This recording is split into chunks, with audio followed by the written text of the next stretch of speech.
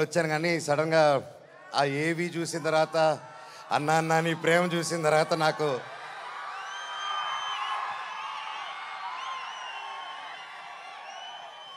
నేను మీకేం డబ్బు ఇవ్వలేదు, మీకోసం ఏమి చేయలేదు. గత 9 సంవత్సరాలు మీకు దూరంగా ఉన్నాను. ఎప్పుడో చేసిన నేను మీకు తెలుసా, ఎప్పుడో చేసిన మిస్టర్ నుకే, ఎప్పుడో చేసిన కరెంటు తీగ పోటుగాడు.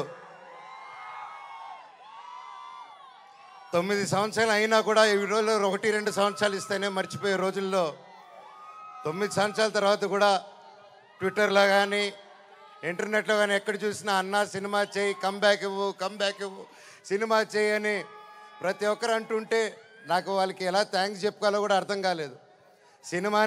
సినిమానే థ్యాంక్స్గా చెప్పాలి. సొంత వాళ్ళే దూరం పెట్టే రోజుల్లో మీరింత దగ్గర చేర్చుకొని నాకు ఇంత ప్రేమిస్తున్నారంటే, ఈ గుండె ఎంత ధైర్యంగా ఉందంటే అది మీరే, అది మీరందరూ.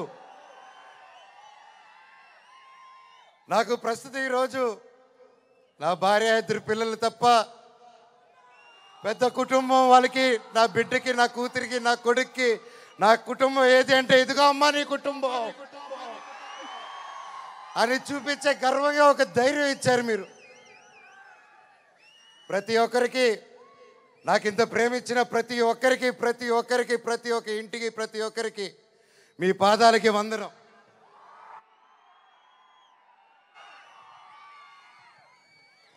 ముఖ్యంగా మీడియా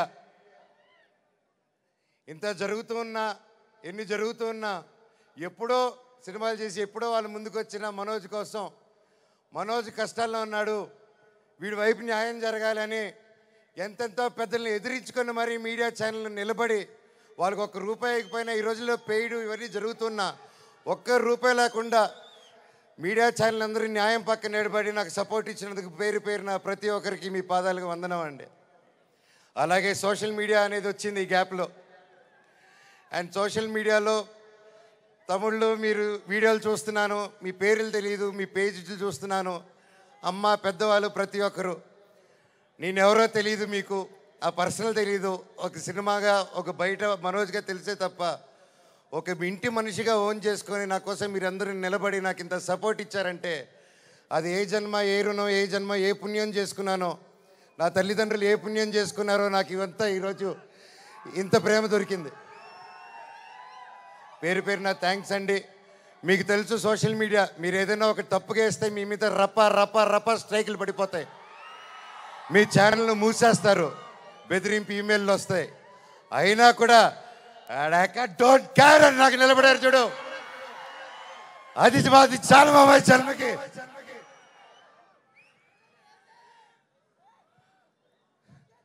ఇన్నాళ్ళ తర్వాత భైరవం అనే సినిమా ఈరోజు తీసి షూటింగ్ చేసి గొప్పగా ఈరోజు సెలబ్రేట్ చేసుకుంటున్నాం అంటే దానికి ఇక్కడ నిలబడిన ప్రతి ఒక్కరూ కారణం.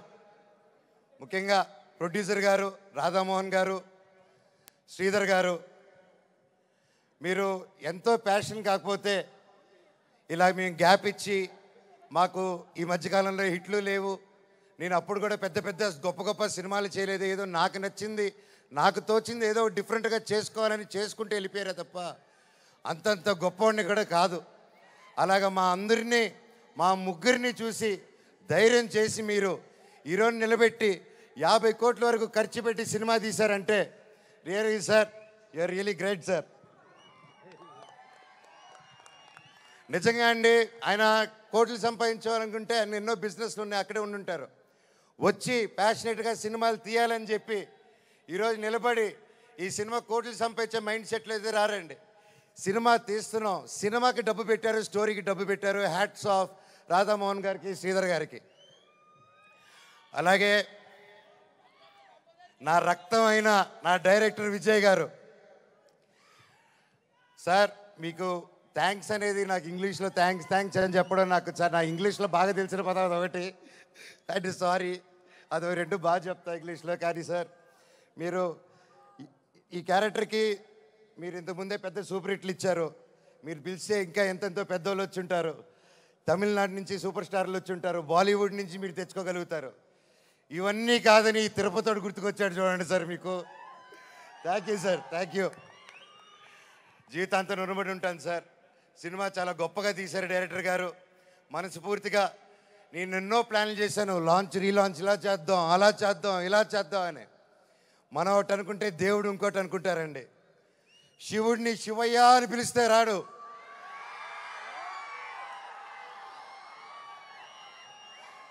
శివుడిని మనసారా తలుచుకుంటే ఇలాగా మా డైరెక్టర్ గారి రూపంలోనో, ప్రొడ్యూసర్ గారి రూపంలోనో, మీ అందరి రూపంలోనో వచ్చేదే శివుడు. అలాగే బెల్లంకొండ సాయి శ్రీనివాస్ తమ్ముడు, నీతో ప్రతిసారి చాలా ఫన్ మూమెంట్స్, చాలా సరదాగా ఫన్ కామెడీ చేసుకుంటూ ఉంటాం. It was great fun moments.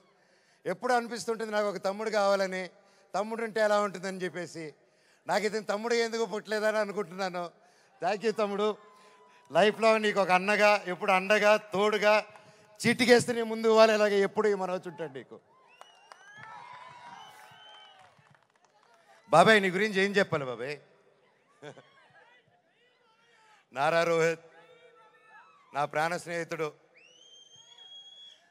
చిన్నప్పటి నుంచి మా అనుబంధం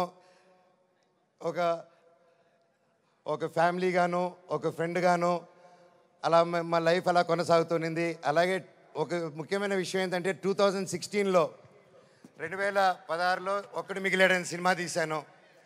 ఆ సినిమా తీసినప్పుడు వాయిస్, అదే నా లాస్ట్ సినిమా ఈ 9 years బ్యాక్. ఆ సినిమాలో వాయిస్ ఓవర్ ఇచ్చింది నారా రోహిత్ గారు.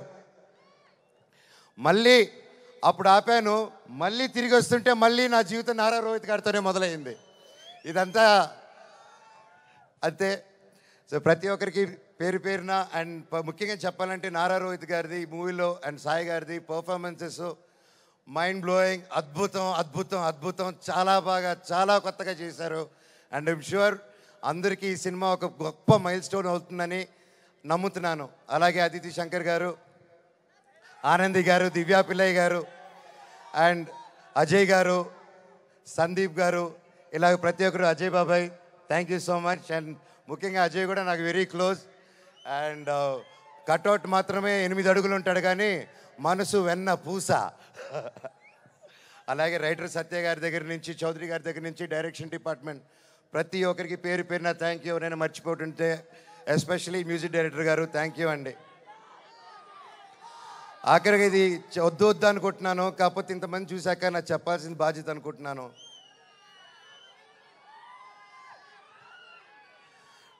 ఎన్నో ఈ మధ్యకాలంలో ఎన్నో జరిగాయి, ఎన్నో ఇబ్బందులు పడాను, ఎన్నో చూస్తున్నారు అందరూ.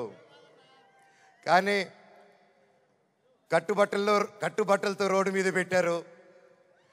నా పిల్లల బట్టలు, మా ఇంట్లో వాళ్ళ బట్టలు ప్రతి ఒక్కటి చిన్నప్పటి నుంచి పెట్టుకుంది ఏది లేకుండా రోడ్డు మీద పెట్టారు ఒక ఊరికి వెళ్ళి వచ్చేసరికి. అండ్ బయటికి ఎక్కడికైనా వెళ్ళేదానికి కార్లు కూడా లేవు, కార్లు తీసుకెళ్ళిపోయారు. కానీ అన్న నాకేమైంది తెలుసా అన్న, శివుడు ఏ రూపంలో వచ్చాడు తెలుసా అన్న, ఫ్యాన్స్ రూపంలో వచ్చారన్న. ఇంటి బయట 20 కార్లు పెట్టారన్న నాకు వచ్చి. వాళ్ళే తీసుకొచ్చి ప్రతి ఒక్కరు వచ్చి అన్నా మేమున్నాం మేమున్నాం మేమున్నాం అని నిలబడారు. దీని అంతట్లో నాకు ఒకటే బాధ, ఇంత చేసినా, ఇంత జరిగినా, ఎంత ఇబ్బందులు పెట్టినా, ఎన్ని కేసులు వేసినా నాకు ఎవరి మీద కోపం రావట్లేదు, బాధ ఒకటే వేస్తుంది. అది నా బలహీనతో, అది వాళ్ళ బలమో నాకు అర్థం కావట్లేదు. ఎన్ని జన్మలైనా ఈ జన్మకు మాత్రం నా కట్టగాలేంత వరకు నేను మోహన్ బాబు గారి అబ్బాయినే, అది ఎవరు మార్చలేరు. నాకు ఆయన నేర్పించిన క్రమశిక్షణే, ఆయన చిన్నప్పటి నుంచి నన్ను నీతి వైపు నిలబడు, న్యాయం వైపు నూరి పోసి పెంచారు. ఈరోజు నేను న్యాయం వైపు నిలబడినప్పుడు చుట్టుపక్కల అందరూ చేరి తప్పంటున్నారు. నేను మీ పక్క నిలబడినా, న్యాయం పక్క నిలబడినా అనేది ఆ బ్యాటిల్ ప్రతిరోజు. కానీ ఏదేమైనా, ఎన్ని జన్మలు ఎత్తినా మీరే నా దేవుడు, మీరే నా తల్లి, మీరే నా తండ్రి, మీకెప్పుడు నేను బిడ్డనే. మీ దేవుళ్ళు ఎప్పుడు మా అందరికి ఉండాలని కోరుకుంటున్నాను.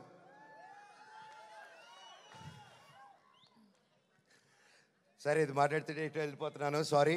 ఫైనల్గా ఈ మధ్య మనం చూస్తున్నాం, ఇండియాలో వార్ జరుగుతుంది. అలాగే ఒక ముఖ్య విషయం గమనించాను, మనందరం చాలామంది ఆడవాళ్ళు వంటింటికి మాత్రమే పరిమితం అనే మైండ్ సెట్లో ఉన్న ప్రతి ఒక్కరు 18 సంవత్సరాలకు అమ్మాయి వచ్చింది పెళ్లి చేస్తాతోని వెతికే ఈ రోజుల్లో ప్రతి ఒక్కరికి మిమ్మల్ని భయ్యా ఆలోచించే మిమ్మల్ని మీతోనే మాట్లాడుతున్నాను. మీరు దయచేసి కాలం మారింది, ఆడపిల్ల ఆది పరాశక్తి అని మర్చిపోకండి. మనం ఈరోజు అందరూ చల్లగా ఉన్నామంటే భారత్ నాన్న దగ్గర నుంచి కాదు, భారత్ మాతా దగ్గర నుంచి మనం చల్లగా ఉన్నాం. ఈరోజు మన ఇండియాని ముందుకు తీసుకెళ్లే వింగ్ కమాండర్ ఒక మహిళ, ఒక కలోనల్ ఒక మహిళ.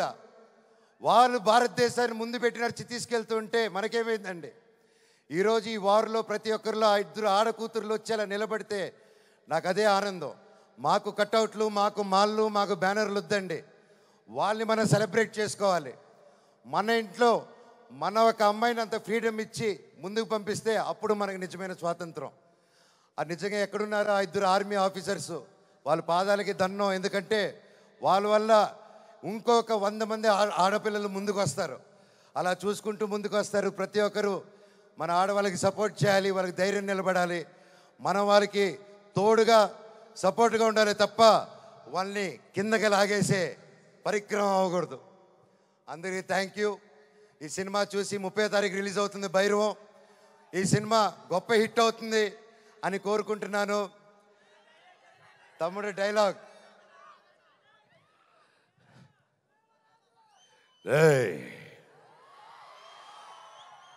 ఇంకోసారి వరద జోలికి వచ్చావు, ఈసారి ఉత్సవాలు తెగేది మేక కాదు, నీ పీకల.